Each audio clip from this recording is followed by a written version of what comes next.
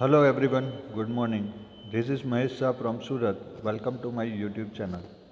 This video is for Standard 8, Semester 2, Chapter 7, following Mahatma Part 1, Video 3. This video is specially for GSCB syllabus. So in last video we discussed about Khilafat movement, Kheda Satyagraha, arrival of Gandhiji. Now the story is begun again that after arrival of Gandhiji, the concept of Satyagraha, how was it popular in the nation and what effect found by the people of this country, that is mentioned in this chapter, in this video. So today's topic is non-cooperation movement. So after few small satyagraha, Kheda Satyagraha and Khilafat movement, Gandhiji, after especially Jallianwala Bagh massacre, Gandhiji decided to achieve freedom, and Gandhiji lost his trust and faith from British Empire. So he started non-cooperation movement. It was one of the effective movement of that time where the whole nation supported Gandhiji's this movement. In his famous book Hind Swarajya 1909, Gandhiji said that the British rule could be established in India due to the cooperation of Indians and it ran with their support only. तो गांधी जी ने अपनी book 1909 Hind स्वराज्य में ये clear लिखा है कि Britishers ने रूल यहाँ पे किया, उसका रीज़न इंडियंस जो थे उनका सपोर्ट जो उनको मिला उसकी वजह से। 1757 में जब बैटल ऑफ प्लासी ख़त्म हुई और सिराजुद्दौला और रॉबर्ट क्लाइव जब इंग्लैंड पहुंचे और जब उन्होंने बाद में अपनी एक बुक पब्लिश की, उसमें उन्होंने एक चैप्टर ऐसा लिखा था जिसमें उनकी खुद की ये राइटिंग है कि जब हमने सिराजुद्दौला को डिफीट किया, अगर वो टाइम पे हर एक इंडियन जो वहाँ पे मौजूद था एक एक पत्थर भी उठा के हमको मारता तो शायद ब्रिटिश रूल इंडिया पे होता ही नहीं, क्योंकि वो टाइम पे हम only 3000 Britishers were there, 3000 Britishers थे और उसके सामने बहुत इंडियंस थे। पर जब हमने सिराजुद्दौला को डिफीट किया तो यहाँ के लोगों ने हमारा स्वागत किया, उन्होंने हमको गार्लैंड्स पहनाए and that was the turning point कि किस तरह से ब्रिटिशर्स ने इंडिया पे रूल किया। वही बात गांधी जी ने 200 साल बाद बोली, 150 साल बाद बोली कि इंडियंस के सपोर्ट के बिना British could not establish there rule in India. If the Indians would withdraw their support and cooperation, the British rule would end within a year and स्वराज्य would be established.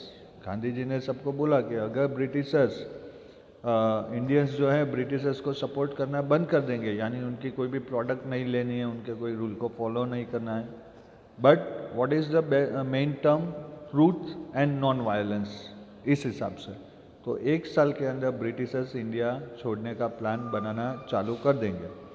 Gandhiji started the non-cooperation movement on the same line of thoughts.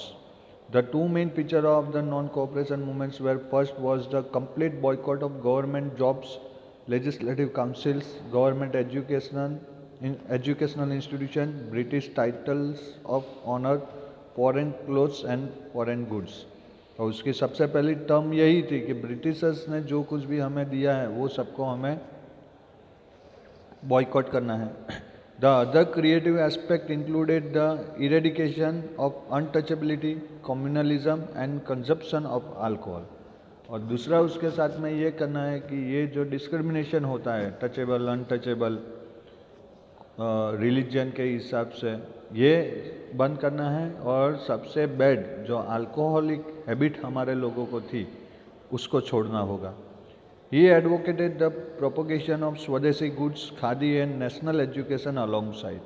Gandhi ji ने सबको समझाया कि खादी जो है, चरखा जो चला के स्पिनिंग व्हील के ऊपर जो बना के खुद बनाना है, इंडिया की प्रॉस्पेरिटी जो थी 18th सेंचुरी से पहले उसका रीज़न था self dependable, that India's all villages were self dependable. हर एक विलेज में हर एक आदमी खुद काम करता था, खुद पैसा कमाता था और उसकी वजह से वो प्रॉस्पेरिटी थी। गांधी जी ने यही बात सबको याद कराई कि अगर हम हमारी प्रोडक्ट को यूज़ करेंगे, अभी भी मोदी सर जो मेक इन इंडिया कॉन्सेप्ट ला रहे हैं, तो ये नया कॉन्सेप्ट नहीं है, हजारों सालों से ये हम बिलीव करते हैं कि हमारी खुद की प्रोडक्शन होगी और हम उसको यूज़ करेंगे, देन वी गेट प्रॉस्पेरिटी।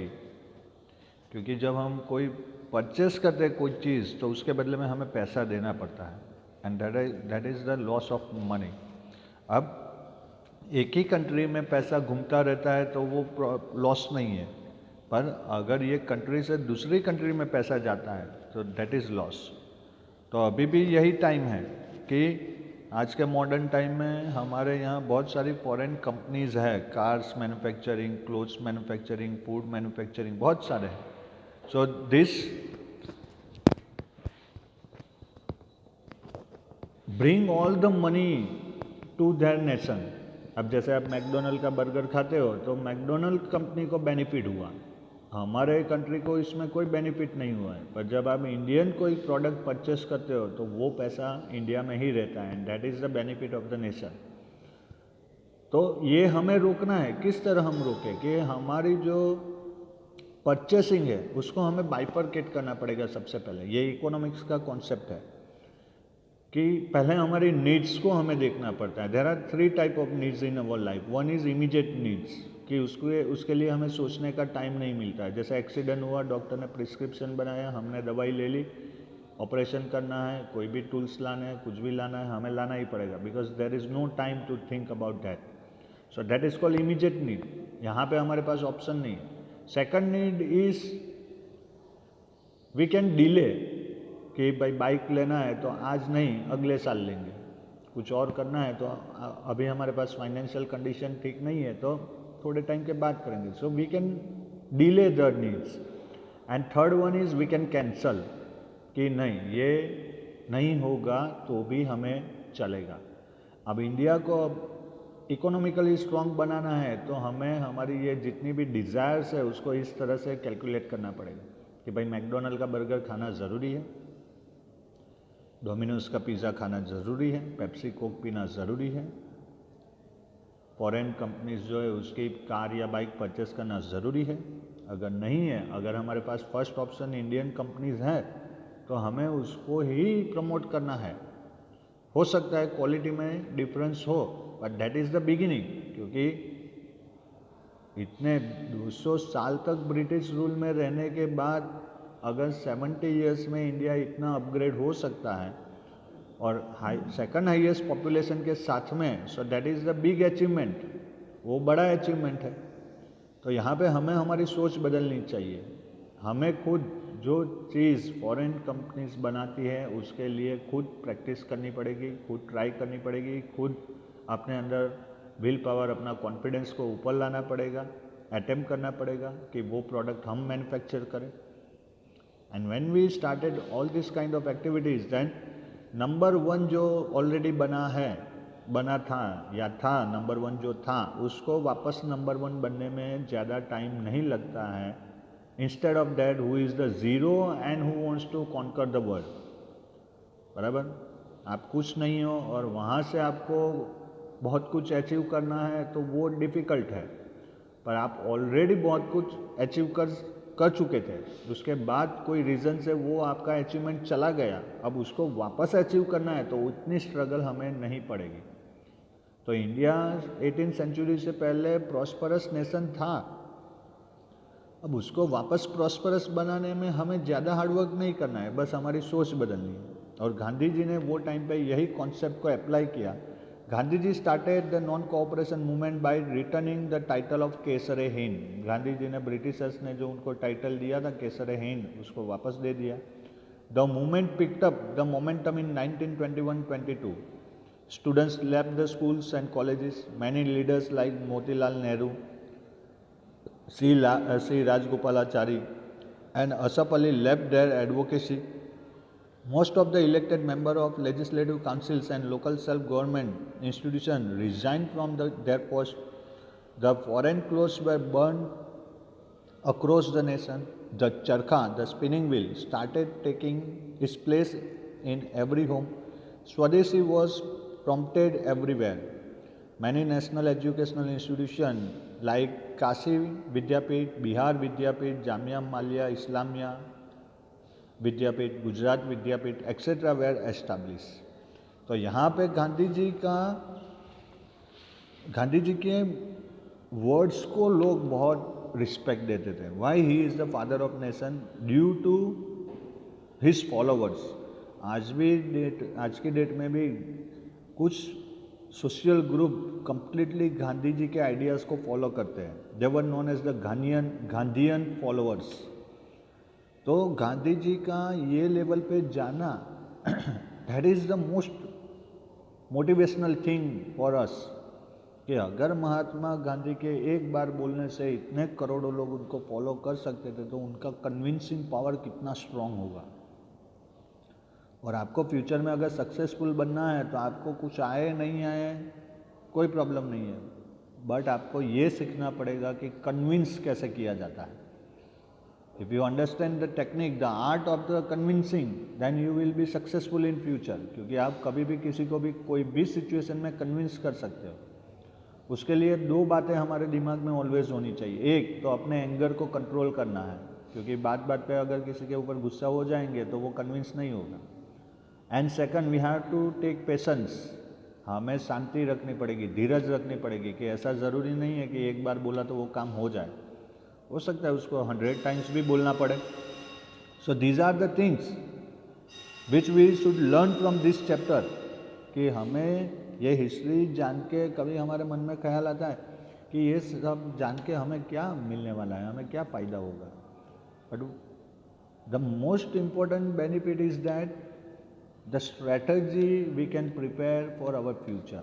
हमारे फ्यूचर के लिए हम एक प्लान बना सकते हैं कि मुझे क्या करना चाहिए, किस तरह से करना चाहिए, क्या नहीं करना चाहिए और क्यों नहीं करना चाहिए। So these are the answer we are finding from history and that is why we are studying history. तो गांधी जी के बोलने के बाद जितने भी यहाँ लीडर्स के नाम हैं, जैसे मोतीलाल नेहरू, तो मैं आपको दिखा देता हूँ उनका फ़ोटो। ये है Motilal Nehru, father of Jawaharlal Nehru. He was born on 6 May 1861 and die on 6 February 1931। फिर दूसरा नाम यहाँ पे सी राजगोपालाचारी है। So this is the photo of C Rajagopalachari, Chakravarti Rajagopalachari. This is the full name of C Rajagopalachari. Born on 10 December 1878 and death on 25 December 1972.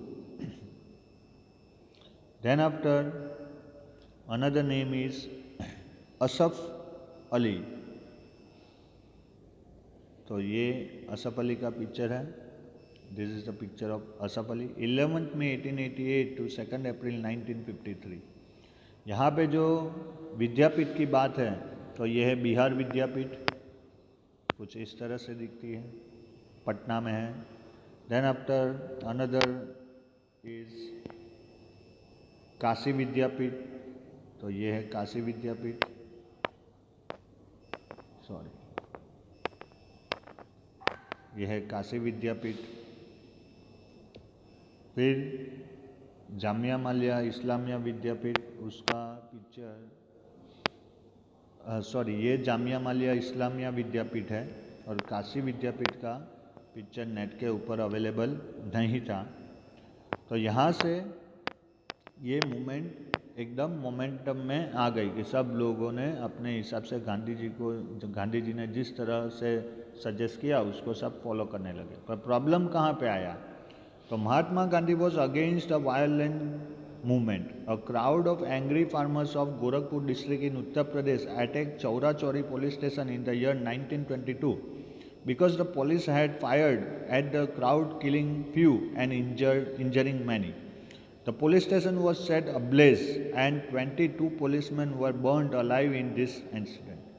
तो वो duration 1922 में उत्तर प्रदेश के चौरा चौरी विलेज में ये इंसिडेंट हो गया कि जहाँ पे चौरा चोरी पुलिस स्टेशन के जो पुलिस ऑफिसर थे उन्होंने इनोसेंट फार्मर के ऊपर अटैक किया। अब वहाँ पे बहुत सारे मर गए, बहुत सारे इंजर्ड हो गए, और ये फ्रस्ट्रेशन में, ये एंगर में पूरे गांव वालों ने पुलिस स्टेशन को वो पुलिस वालों के साथ में आग लगा दी, और 22 पुलिस वाले जो है वो जल के मर गए। अब यहाँ पे गांधी जी को ये हर्ट हुआ कि उन्होंने कितना भी मतलब में अग्रेसिवनेस दिखाया हो। यहाँ पे उसके फ़ोटो मैं आपको दिखा देता हूँ पहले। तो ये देखिए, चौरा चोरी पुलिस स्टेशन का एक कार्टून, और रियल पिक्चर इस तरह की थी कि इस तरह से उन्होंने पूरे विलेज को जला दिया था। अब उसकी जो डिटेल है वो यहाँ पे है। डेट 5 फरवरी 1922 को ये हुआ था। प्लेस है Chaura Chauri, Gorakhpur, united province, modern day Uttar Pradesh. Event: large group of protesters participating in NCM clash with police who opened fire. In relation, the demonstrators attacked and set fire to a police station, killing all of its occupants. 3 civilian and 22 policemen इसमें मर गए थे। Aftermath, Mahatma Gandhi halted the NCM non-cooperation movement, NCM यानी, on national level in 12 February 1922 as a direct result of this incident. और गांधी जी को इतना hurt हुआ कि गांधी जी ने ये मूवमेंट को वहाँ पे ही स्टॉप कर दिया, क्योंकि गांधी जी बहुत मतलब में वो नॉन वायलेंस में इतना बिलीव करते थे। यहाँ पे ये एक फ़ोटो है, आपको ये रिकॉग्नाइज करना है ये कौन है। तो ये है former prime minister of India Mrs Indira Gandhi. जब छोटी थी तब गांधी जी ने उनको एडॉप्ट कर लिया था, ऐसा मान लीजिए। तो ये मूवमेंट फेल हुआ, रीज़न कि लोगों ने गांधी जी का जो फेथ था वो कहीं ना कहीं ब्रेक किया। अब गांधी जी ने जो सत्याग्रह का पिलर एस्टैब्लिश किया था उसके बेस में 2 चीज़ें तो पहले से ही थी, ट्रूथ एंड नॉन वायलेंस। यहाँ पे वायलेंस हो गया, and Gandhi ji decided to stop that movement all of sudden. उसके बाद गांधी जी के जो वर्ड्स हैं, that words quite injured our heart. उन्होंने क्या बोला वो देखिए। Due to this act of violence Gandhi ji withdraw the non cooperation movement immediately. After calling off the non cooperation movement Gandhi ji focused on constructive activities in the remote rural areas, कि जो लोग blind faith में जीते थे उनको समझाने की कोशिश की, जो अल्कोहलिक थे उनको अल्कोहल छोड़ने के लिए बोला, क्लीनलीनेस के ऊपर ध्यान देने के लिए बोला। The social reformers propagated in the middle of the 20th century helped Gandhiji to earn more trust and faith of people. Gandhian ideas started unifying the people from different walks of fire. Other 2 major developments of this period are the establishment of the Indian Communist Party and the RSS, राष्ट्रीय स्वयं सेवक संघ, जो आज की date में भी है। उसके जो हेड है उनका नाम है mister Mohan Bhagwat. These parties envision the future of India in quite a different way. Know about this socio-political economics view with the help of your teacher. तो RSS की एक्टिविटी आज की डेट में भी है। बीजेपी जो हमारी रूलिंग पार्टी है and RSS both are work combinedly for the nation. और इनका जो कॉन्सेप्ट है वो हिंदू के साइड पे ज़्यादा है। राष्ट्रीय स्वयंसेवक संघ जो है वो हिंदुओं के लिए ज़्यादा वर्कआउट करते हैं। पर गांधी जी ने यहाँ पे जब ये वायलेंस हुआ तो ऐसा बोला कि मैंने सत्याग्रह का वेपन उन लोगों के हाथ में थमा दिया जिनको उसे कैसे यूज़ करना है वो भी नहीं आता है, and that is the big mistake of my life. और इसकी वजह से उन्होंने जो सत्याग्रह वाला कॉन्सेप्ट था वो ये नॉन कोऑपरेशन मूवमेंट जो उन्होंने स्टार्ट की थी वो उन्होंने तब के तब रोक दी, जब ये चौरा चोरी वाला इंसिडेंट हुआ तब। तो non cooperation movement Gandhi ji ने इसकी वजह से यहाँ पे स्टॉप कर दी। अब उसके यहाँ पे कुछ एम्स हम देखते हैं पहले कि नॉन कोऑपरेशन मूवमेंट के एम्स क्या थे, तो surrender of all titles and government post, boycott of government schools and colleges, boycott of functions of the British government, boycott of law courts, boycott of all foreign artilleries, giving up the policy for Indian soldiers in Mesopotamia, formation of Nyay Panchayat, development of small scale industries, development of communal harmony, use of Swadeshi articles, establishment of national schools, end of untouchability and caste system, and adoption of non-violence in the whole country. अब उसके fail होने के reason में ये चोरा चोरी वाला जो इंसिडेंस हो गया वो था। यहाँ पे थिंग्स टू नो है, तो impression of Gandhi ji on the mind of people, Gandhi ji के बारे में लोग क्या सोचते थे। तो the workers of tea gardens in Assam shouted slogan Gandhi Maharaja ki Jai and demanded the permission to visit their villages. In many Vaishnav songs of Assam, Gandhiji is mentioned instead of Sri Krishna. The princely state of India too were highly influenced by Gandhiji. The Maharaja of Gondal was one among such kings. Sir Bhagwati Singh ji emphasized on constructive work, girls' education and made the primary education compulsory. He patronized the making of the Gujarati dictionary Bhagwat Gomandal. तो गांधी जी की impact कुछ इस तरह थी और इसलिए वो father of nation बनने के लिए एग्जैक्टली करेक्ट पर्सन थे। अब इसके बाद क्या हुआ, साइमन कमीशन इंडिया में आया। साइमन कमीशन का इंटेंशन ये था कि इंडिया में जो ये डिस्टर्बेंस है उसके रीजंस जानना, और साइमन कमीशन में एक भी मेंबर इंडियन नहीं था, इसके लिए उसका अपोज हुआ। Simon Commission 1927, the British government sent Simon Commission under the chairmanship of Sir Simon, जिनका पूरा नाम था Sir John Simon, to investigate the progress of the governance scheme introducing under the Government of India Act 1919 and suggest new steps for reforms. The commission had to decide the political future of our country and still did not have a single representative from India. This made the people furious and insulted. All the political parties decided to boycott the Simon Commission.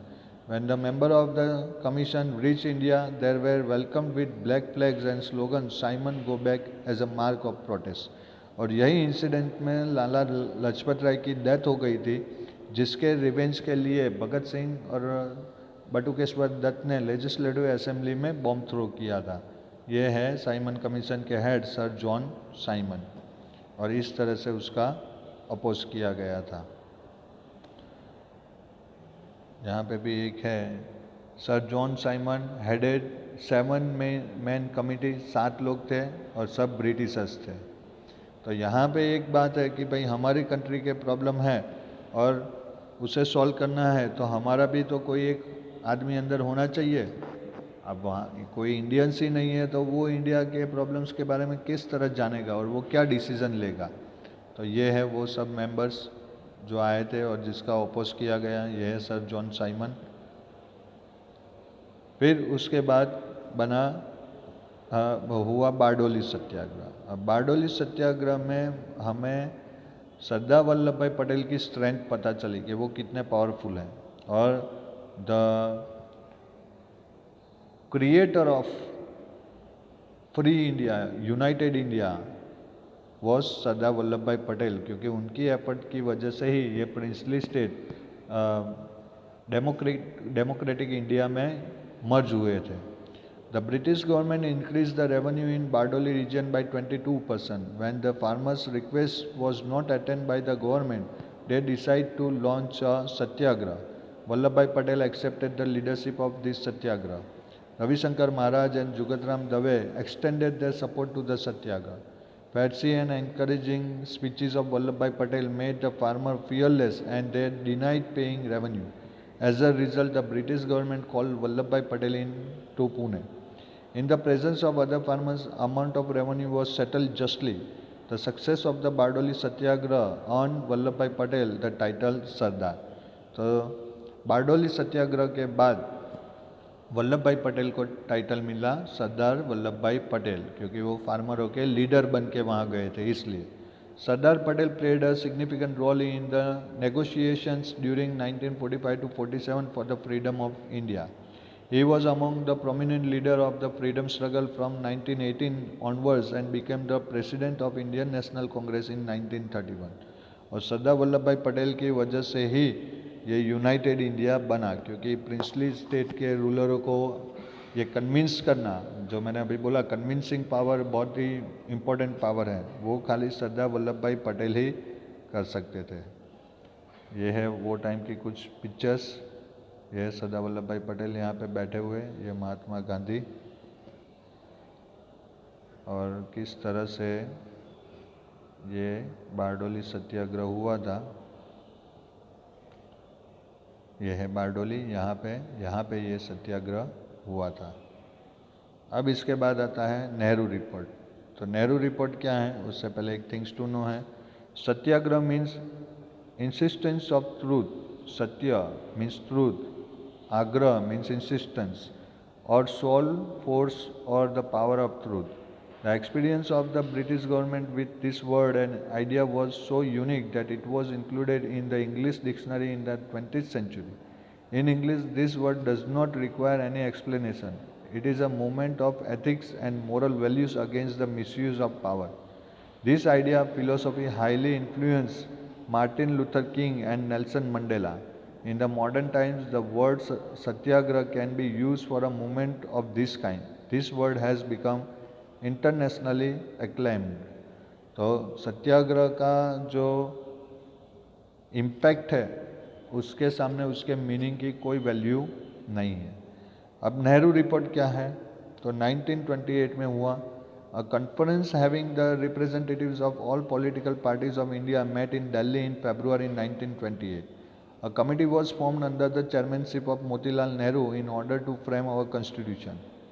This committee prepared a draft of a constitution which would be accepted to all the parties. It came to be known as the Nehru Report. The Muslim League did not accept it and thus it was rejected by the British government. तो British government ने ये सब चलते हुए decision लिया कि चलो हम आपको आपकी कंट्री की अथॉरिटी दे देते हैं, पर आप उसको कैसे एडमिनिस्ट्रेट करोगे। तो उसके लिए एक रफ ड्राफ्ट तैयार किया गया जिसको बोला गया नेहरू रिपोर्ट। ये ब्रिटिशर्स ने एक्सेप्ट नहीं किया क्योंकि मुस्लिम लीग ने इसको रिजेक्ट कर दिया था इसकी वजह से। पर जब हमारा कॉन्स्टिट्यूशन बना तो उसमें नेहरू रिपोर्ट के जितने भी पॉइंट्स थे वो सबको इन्वॉल्व कर दिया गया। Under the chairmanship of Motilal Nehru, the Nehru committee completed its task. इस report commonly known as the Nehru report was presented in August 1928 to counter the charges that Indians could not find a constitutional census among themselves.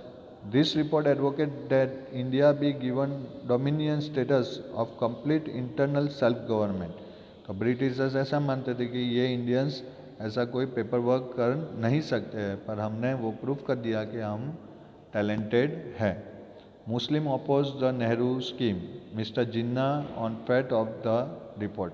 तो इस तरह से जब मुस्लिम league ने वो reject किया था तो न्यूज़पेपर में इस तरह से न्यूज़ आई थी। और finally resolution of complete freedom 1929, the time limit given to grant self governance to India as per the Nehru report got over. Indian national Congress convened a session at Lahore in December 1929 under the presidency of Jawaharlal Nehru. In this conference, a resolution for Purna Swarajya, complete independence, was passed and the tricolor flag was unfurled on the bank of river Ravi at midnight 31st December 1929 as a mark of the Purna Swarajya. Member took the oath of complete freedom on 26 January 1930. Hence, to commemorate this day, the Indian Constitution was enforced on 26 January 1950. तो 26 जनवरी का importance इस वजह से कि 1929 में जब ये complete resolution, complete independence का रेजोल्यूशन पास हुआ, वो दिन भी 26 जनवरी था। और इसके लिए हमने जब हमारा कॉन्स्टिट्यूशन एनफोर्स किया तो वो डेट भी 26 जनवरी ही पसंद की गई। Mahatma Gandhi had become the president of the Indian national Congress sessions by once that it is in 1924 which was held in Belgaum. तो महात्मा गांधी ने ये सेशन एक ही बार अटेंड किया था। अब ये रिवर रावी के पास जो पब्लिक मीटिंग हुई थी वो इस तरह से पब्लिक गैदर हुई थी और पूर्ण स्वराज्य मूवमेंट बाय गांधी जी, इस तरह से लोग इकट्ठा होकर डिमांड करते थे। इस तरह से जवाहरलाल नेहरू ने स्पीच दी थी। So these are the picture of that moment. तो यहाँ पे हमारा आज का वीडियो ख़त्म होता है, इसके साथ चैप्टर 7 भी ख़त्म होता है। यहाँ पे अब हम 1930 तक पहुँचे। 1930 से लेकर 1947 तक की जो अभी ट्रैवलिंग बाकी है वो हम चैप्टर 9 में डिस्कस करने वाले हैं। ये कुछ एक्सरसाइज है, ये आपको सॉल्व करनी है। यहाँ पे अगर आपको कोई भी डाउट हो तो you can ask me your question, I will solve the problem. Okay, I hope that you understand everything properly. I hope that you like the video, and with that share the video and subscribe the channel. Till then, stay home, stay safe, wash your hands, wear a mask and maintain social distance. God bless you. Thank you very much.